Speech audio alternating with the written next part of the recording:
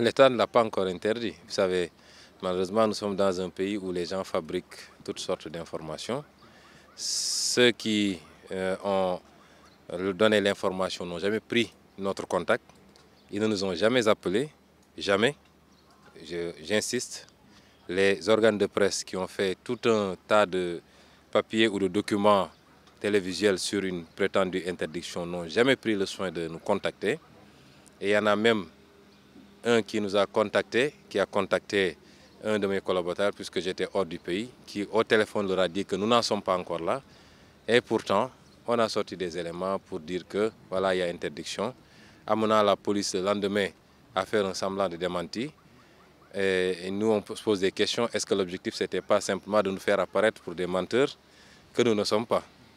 Donc aujourd'hui, je ne peux pas parler d'interdiction, mais je pourrais en parler d'ici quelques jours, lorsque nous aurons régulièrement saisi la DST et qu'il y aura une réaction positive ou négative par rapport à la publication. Mais je tiens à dire simplement qu'au XXIe siècle, c'est ridicule même de penser pouvoir censurer un livre. Il y a tellement de supports, le livre sera bientôt en ligne.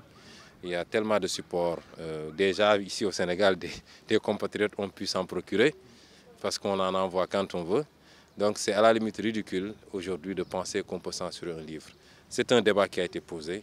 Nous les invitons sur ce terrain-là. Si, après lecture du livre, ils pensent qu'il y a des choses qui ne sont pas fondées ou que le livre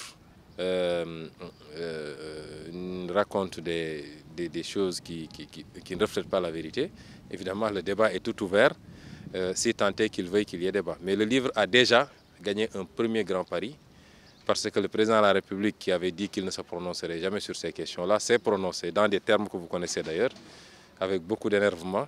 C'est déjà un premier pari, parce que c'est comme ça que ça doit marcher. C'est nos ressources.